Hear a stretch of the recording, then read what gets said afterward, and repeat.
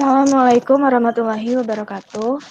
Kami dari kelompok 4, di sini kami akan mempresentasikan chapter 20 mengenai akuntansi pensiun dan manfaat pasca pensiun. Saya Wulandari dengan NIM 2019 1211033. Saya Ina Astiarini dengan NIM 2019 1211049. Saya Tika Yukuswandari dengan NIM 2019 1211003. Untuk pembahasannya, di pembahasan yang pertama yaitu Fundamental of Pension Plan Accounting.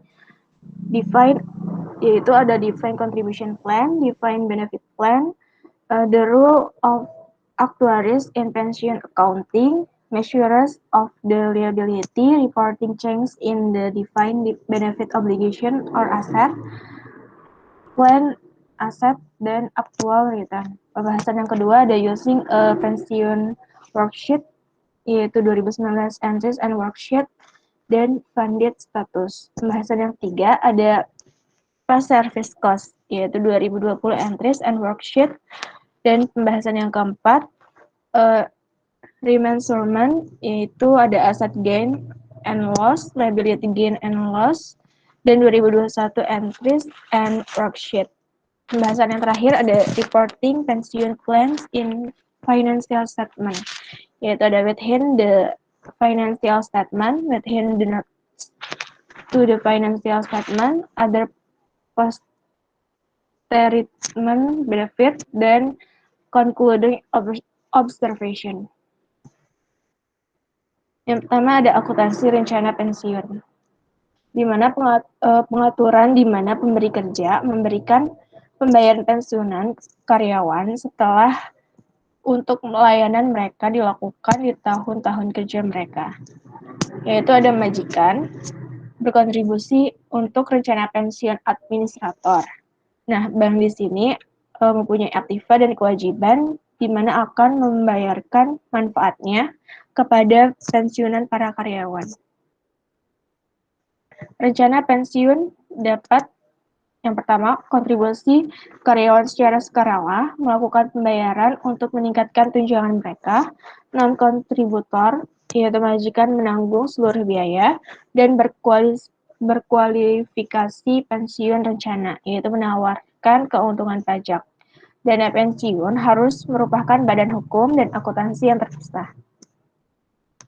Rencana kontribusi. Kontribusi pemberi kerja ditentukan oleh rencana atau tetap, lalu resikonya ditanggung oleh karyawan, dan manfaatnya berdasarkan nilai rencana. Untuk manfaat pasti rencana, manfaat ini ditentukan oleh rencana, di mana kontribusi pemberi kerjanya bervariasi, ditentukan oleh aktuaris, dan resikonya ditanggung oleh pemberi kerja. Perusahaan mengikutsertakan aktuaris untuk memastikan bahwa program pensiun sesuai kelompok karyawan tercakup.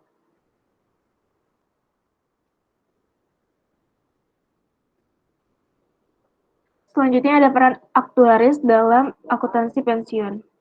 Aktuaris membuat prediksi tingkat kematian, pergantian karyawan, tingkat bunga dan pendapatan, frekuensi pensiun dini, gaji masa depan, dan lainnya faktor-faktor yang diperlukan untuk menjalankan program pensiun.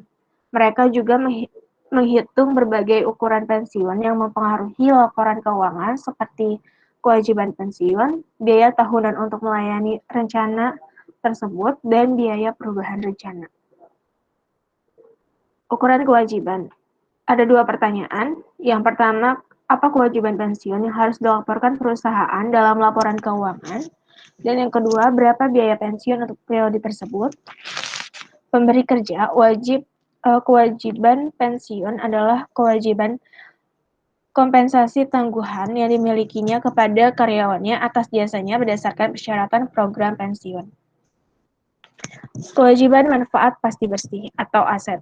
Liabilities atau aset, imbalan pasti bersih, disebut sebagai status didanai, merupakan defisit atau surplus yang terkait dengan program pensiun yang ditentukan. Di sini ada defisit dan surplus. Untuk defisitnya Defined benefit obligation-nya ada 1 juta euro dan plans asetnya sebesar 900 euro. Maka net defined benefit obligation-nya sebesar loss-nya 100.000 euro. Surplusnya defined benefit obligation-nya ada 150.000 euro yaitu loss dan plan asetnya sebesar 200.000. Maka net defined benefit asetnya sebesar 50.000 euro. Pelaporan perubahan kewajiban manfaat pasti atau aset. IASB membutuhkan semua perubahan dalam kewajiban imbalan pasti dan aset program pada periode kini diakui pendapatan komprehensif.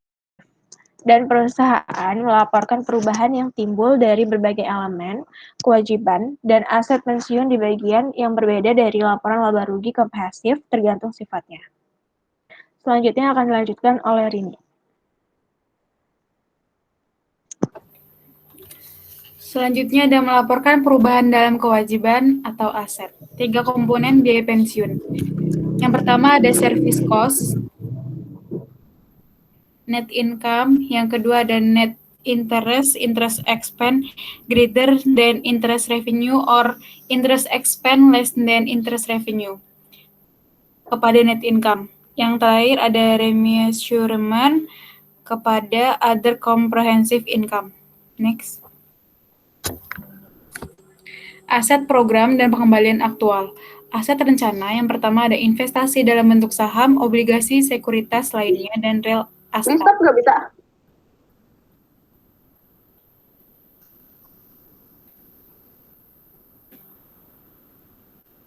Ilustrasi.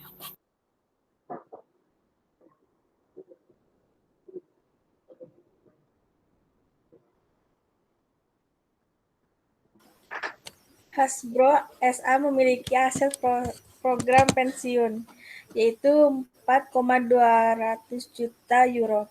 Pada bulan Januari 1, 2019, selama 2019, Hasbro menyumbangkan 300 euro untuk rencana tersebut dan membayar pensiun 250 euro.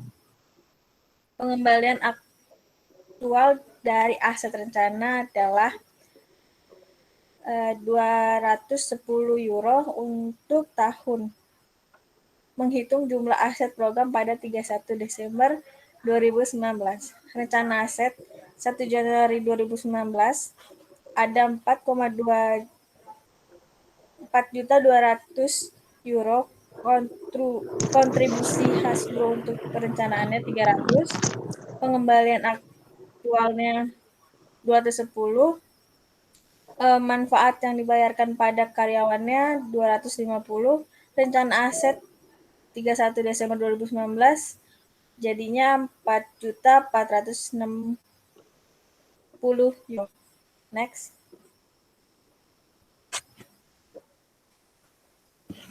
Rencanakan aset 1 Januari 2019 ada 4.200 euro. Rencana aset 1 Januari 2019 4.200 euro.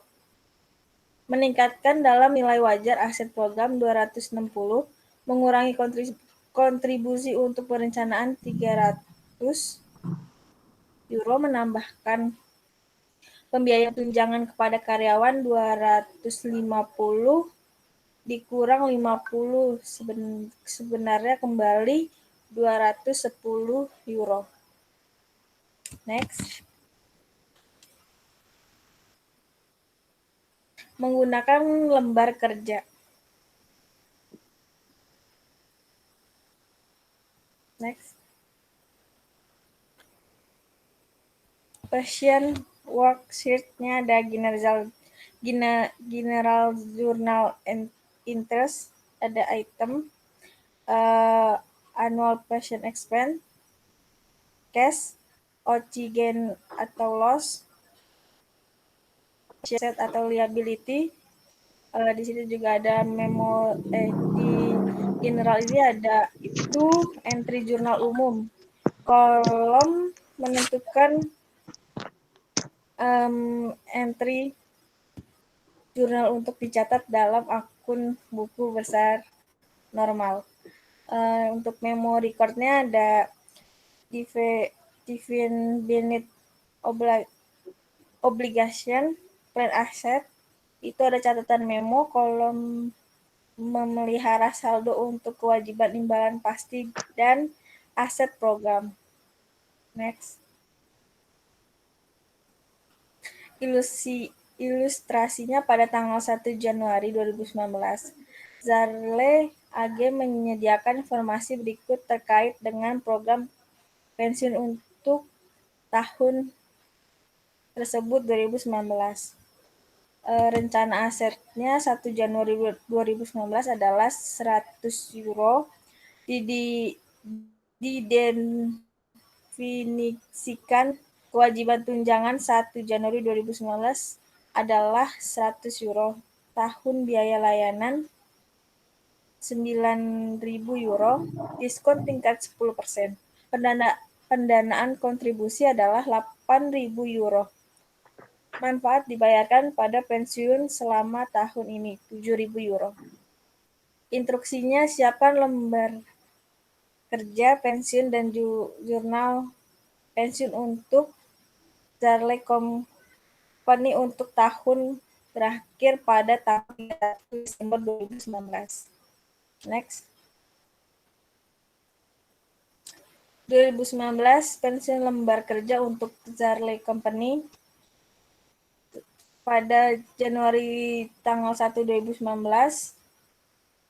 Pensiun asetnya ada 0, dividend benefit obligation-nya ada 100.000, plan asetnya ada 100, service cost-nya annual pension 9.000, dividend benefit obligation-nya ada 9.000 juga, interest expense-nya ada 10.000 dan 10.000 contribution-nya ada 8.000 dan di plan asetnya ada 8.000. Journal entry-nya 9.000, 8.000 dan pension asetnya kurang 1.000. Desember pada 31 2019, pension asetnya 1.000, benefit obligation-nya ada 112, dan plan asetnya ada 111. Itu kewajiban pada 100 kali 10%. Asetnya 100 kali 100.000 kali 10%. Dan kewajiban yang 1.000 bersih. Jurnal interest-nya beban pensiun 9.000, uang tunainya 8.000, aset atau liabilities pensiunnya 1.000. Next. Biaya layanan sebelumnya. Biaya layanan sebelumnya, perubahan nilai kini kewajiban imbalan pasti akibat amandemen rencana atau A. Pembatasan. Biaya jasa lalu dalam periode perubahan atau curtailment. Past service cost atau expense in current period. Plan amendment-nya introduction of a plan, withdrawal of plan, charge to a plan. Curtailments-nya ada significant reduction in the number of employees covered by the plan. Next. Ilustrasinya pada tanggal 1 Januari 2020, Zarle AG merubah program pensiun untuk memberikan imbalan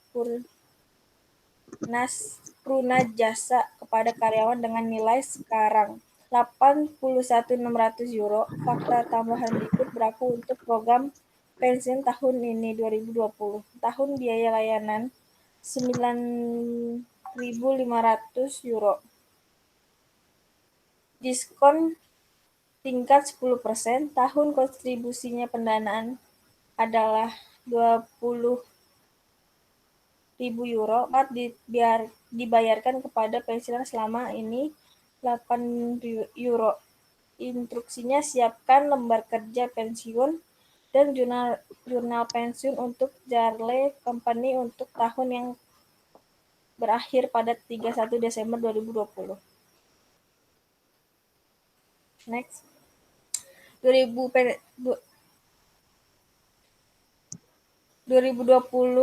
pensiun lembar kerja untuk Jarle Company, yaitu sama dengan jurnal yang tadi.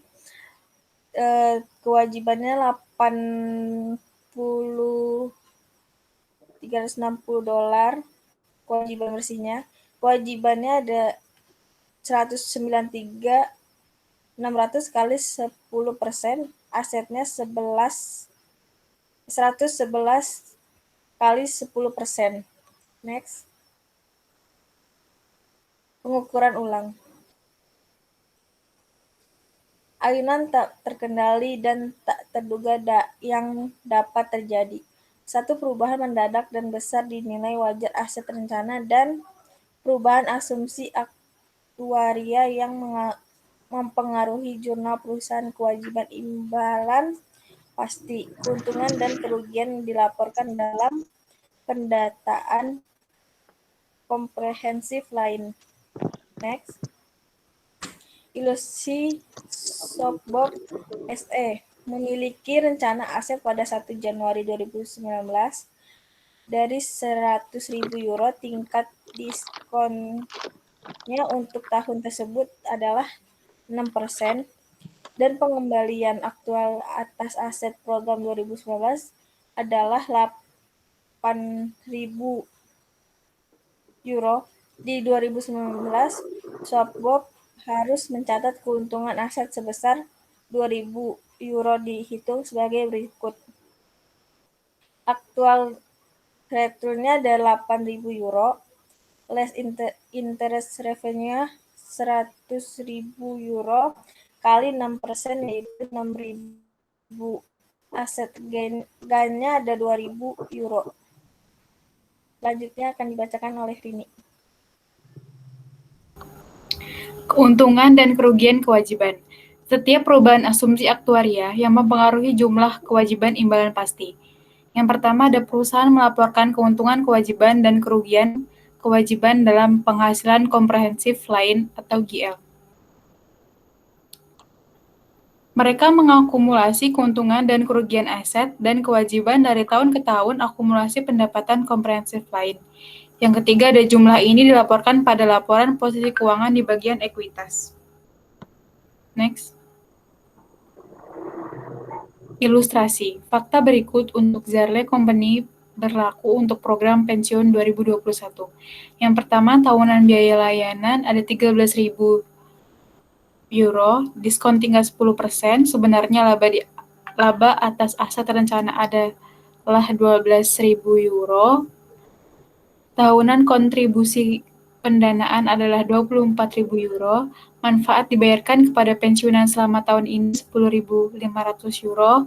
Perubahan dalam asumsi aktuaria menetapkan akhir tahun yang ditentukan manfaat kewajiban sebesar 265.000 euro. Instruksinya yaitu siapkan lembar kerja pensiun dan jurnal pensiun untuk Jarle Company untuk tahun yang berakhir pada tanggal 31 Desember 2021. 2021 pensiun lembar kerja untuk Jarle Company. Ada General Journal Entries dan Memory Code. Yang General Journal Entries itemnya pada Januari 1 ada pensiun aset liability sebesar 80.360, service cost pada annual pension expense 13.000, interest expense pada annual pension expense 21.446, cash-nya 1, interest revenue-nya ada annual pension expense 13.410, cash-nya 2, contribution-nya pada cash 24.000, benefit-nya kosong, asset loss-nya pada OCI atau gain loss 1.410, 3. Liability loss-nya ada OCI gain loss sebesar 26.594, 3.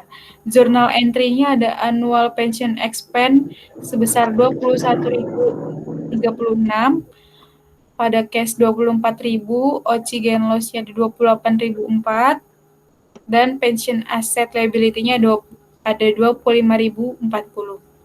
Accumulated OCI Desember 31 Desember 2020.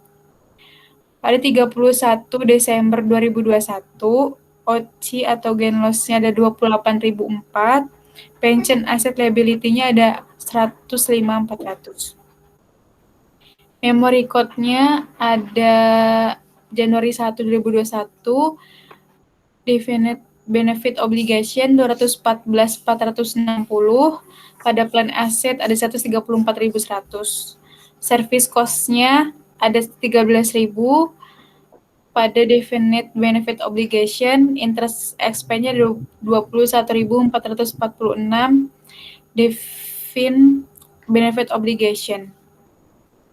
Interest revenue ada 13.410 pada plan aset, contribution-nya ada 24.000 pada plan aset, benefit-nya ada 10.500 pada benefit obligation dan plan aset, asset loss-nya ada 1.410 pada plan aset, dan liability loss-nya ada 26.594 pada benefit obligation. Pada Desember 2021, totalnya ada 265 dan 159.600. Jadi kewajibannya ada 105.400. Itu laba bersihnya. Kewajiban 214.460 dikali 10% dan aset 134.100 dikali 10%. Yang ketiga, perhitungan slide berikutnya. Next. Calculation of asset loss. Beginning plan asset. Itu ada 134.100, discount rate-nya ada 10%, expected interest revenue aja 13.410, actual return-nya ada 12.000, dan asset loss-nya ada 1.410. Calculation of liability loss. Desember 2020, balance-nya ada 214.460, service cost-nya 13.000, interest expense-nya ada 21.446, benefit paid-nya ada 10.500. Pada Desember 2021, balance before adjustment ada 238.406, dan balance as determined by actuary-nya ada 265.000. Jadi liability loss-nya ada 26.594. Next. 2021 pensiun entry journal untuk Zarle Company. General entries itemnya ada Januari 2021 ada pension asset atau liability sebesar 80.360, memory code-nya ada definite benefit obligation 214.460, plan asetnya ada 134.100. Journal entry-nya ada annual pension expense 21.036, cash-nya 24.000, gain loss-nya ada 28.004, pension asset liability-nya ada 25.040. Accumulated OCI Desember 2020. Desember 2021-nya ada OCI gain loss-nya ada 28.004. Total aset atau liability-nya ada 105.400. Benefit obligation-nya ada 265.000. Plan asetnya ada 159.600. Jurnalnya ada beban pensiun 21.036, komprehensif lainnya pendapatan di general ledger 28.004, kepada uang tunai 24.000, aset atau liabilitas pensiun 25.040 di kredit. Next. Melaporkan rencana pensiun dalam laporan keuangan. Next. Beban pensiun. Laporkan komponen-komponen ini dalam satu bagian laporan laba rugi komprehensif dan laporkan total beban pensiun. Atau laporkan komponen biaya jasa dalam pendapatan operasi dan bunga bersih di bagian terpisah yang terkait dengan pembiayaan. Keuntungan dan kerugian atau pengukuran ulang. Keuntungan dan kerugian aset dan liabilitas diakui dalam pendapatan komprehensif lain, tidak diakui dalam laba bersih. Next. Ilustrasi. Mematuhi ASA menyediakan informasi berikut untuk tahun 2019. Net income for 2019 $100.000, 100.000 euro. Liabilities loss for 2019 60.000, asset loss for 2019 15.000, accumulated OC Januari 2019 40.000, liabilities cost-nya ada 60.000, asset loss-nya 15.000, other comprehensive loss-nya ada $75.000, 75.000 euro. Net income-nya ada 100.000 euro, other comprehensive loss-nya ada 75.000, comprehensive income-nya ada 25.000 euro. Komponennya lain, pendapatan komprehensif harus dilaporkan menggunakan salah satu dua format. Yang pertama, pendekatan dua pernyataan, atau yang kedua, sebuah pendekatan satu pernyataan. Yang A, pernyataan gabungan pendapatan komprehensif. OB ASA, Comprehensive Income Statement for the year ended Desember 2019. Net income-nya ada 100.000, other comprehensive loss. Liability loss-nya ada 60.000, asset loss-nya 15.000, totalnya 75.000.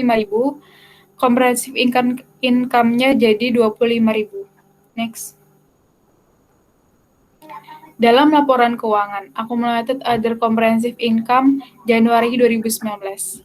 40.000, other comprehensive loss-nya 75.000, accumulated other comprehensive loss Desember 2019 35.000. OB ASA Statement of Financial Position as of Desember 31, 2019. Equity Session. Equity, share capital ordinary 100.000, return net earning 60.000, accumulated other comprehensive loss 35.000, total equity-nya jadi 125.000. Pengakuan status dana bersih program pensiun. Perusahaan harus mengakui pada laporan posisi keuangannya status kelebihan dana atau aset pensiun atau kekurangan dana atau kewajiban pensiun dari program pensiun manfaat pasti. Klasifikasi aset pensiun atau kewajiban pensiun adalah selisih lebih antara nilai wajar aset program dengan kewajiban imbalan pasti diklasifikasikan sebagai aset tidak lancar. Next. Agregasi rencana pensiun. Satu-satunya di situasi di mana penyimbangan diizinkan adalah ketika perusahaan yang pertama memiliki hak yang memiliki kekuatan hukum untuk menggunakan surplus di satu rencana untuk menyelesaikan kewajiban di rencana lain. Dan yang kedua, yaitu baik untuk menyelesaikan kewajiban secara neto atau untuk merealisasikan surplus dalam satu program dan menyelesaikan kewajibannya pada program lain secara bersamaan. Perusahaan wajib mengungkapkan informasi yang pertama menjelaskan karakteristik program imbalan pasti dan risiko yang terkait dengannya. Yang kedua, mengidentifikasi dan menjelaskan jumlah dalam laporan keuangan yang timbul dari program imbalan pasti. Dan yang terakhir, menjelaskan bagaimana program imbalan pasti dapat mempengaruhi jumlah, waktu, ketidakpastian, arus kas masa depan perusahaan. Manfaat pasca pensiun lainnya. Yang pertama ada item, funding, pensionnya ada generally funded, healthcare benefitnya ada generally not fund. Benefit, itemnya benefit, pensionnya ada well defined and level dollar amount, healthcare benefitnya ada generally uncapped and great variability. Itemnya ada beneficiary, pensionnya ada retire, maybe some benefit to surviving spouse, healthcare benefitnya ada retire spouse and other dependent, itemnya ada benefit payable, pensionnya ada monthly, healthcare benefitnya ada as needed and use. Itemnya ada Stability, passionnya ada variable are reasonability predictable, healthcare benefitnya ada level of cost varies geographically and fluctuates over time. Terima kasih, sekian dari kelompok kami. Apabila ada salah kami mohon maaf. Wassalamualaikum warahmatullahi wabarakatuh.